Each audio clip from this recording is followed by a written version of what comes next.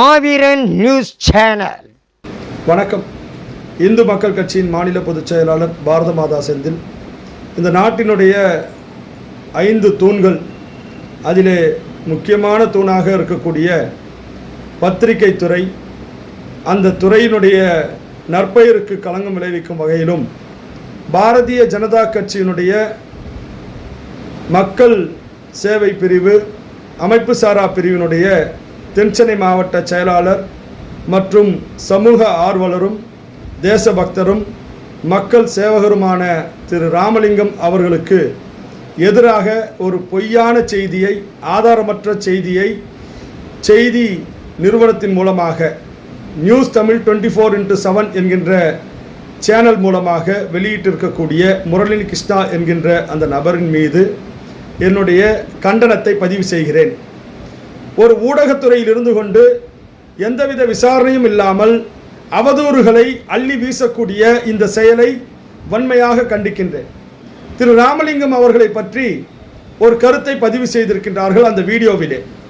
அதிலே அவர் பட்டா இடமாற்றம் செய்துவிட்டதாகவும் அந்த இறப்பு சான்றிதழ் பொய்யாக அவர் பெற்றிருப்பதாகவும் சொல்லியிருக்கின்றார்.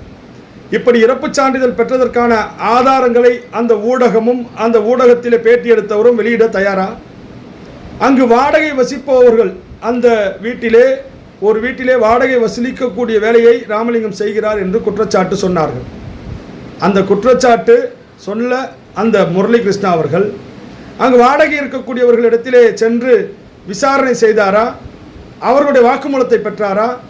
எந்த விதமான அடிப்படை விசாரணையும் இல்லாமல் எந்த ஒரு ஆதாயத்திற்காக ஒரு வீட்டினுடைய உரிமையாளருக்கு சாதகமாக ஒரு நியூஸ் சேனல் இது மாதிரியாக ராமலிங்கம் அவர்களுக்கு எதிராக பரப்பியிருக்கக்கூடிய அவதூறு செய்திகளை நாங்கள் சட்ட ரீதியாக முறியடிப்போம். அவருக்கு துணையாக இந்து இயக்கங்களும் இந்து அமைப்புகள் எல்லாம் நாங்கள் நிற்கிறோம் என்பதை நான் பதிவு செய்து கொண்டு, ராமலிங்கம் அவர்கள் தனி ஆளாக கருதக்கூடாது, கருத வேண்டாம். ராமலிங்கம் அவர்கள் இந்த பகுதியிலே தொடர்ந்து பல்வேறு சமூக பணியை ஆற்றி வரக்கூடியவர். தொடர்ந்து 50க்கும் மேற்பட்ட நாட்களிலே வெயில் காலங்களிலே பாமர மக்கள், சாலையிலே செல்லக்கூடிய மக்கள் அனைவருக்கும் மோர் பந்தலை சிறப்பாக நடத்தி அங்கு அற்புதமாக சமூக பணி ஆற்றக்கூடியவர். அது மட்டுமல்ல, விநாயகர் சதுர்த்தி விழா, ஆன்மீக விழாக்கள், மக்கள் நல பணிகள், பள்ளி மாணவ மாணவியர்களுக்காக கொடுக்கப்படுகின்ற புத்தகங்களாக இருக்கட்டும், அவர்களுக்கான பை போன்ற அத்தனை விதமான சேவைகளையும் செய்யக்கூடியவர்.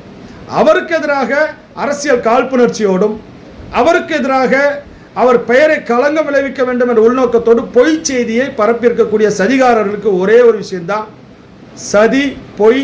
இது ரொம்ப நாள் நீடிக்காது, உண்மை வெளியே வரும்.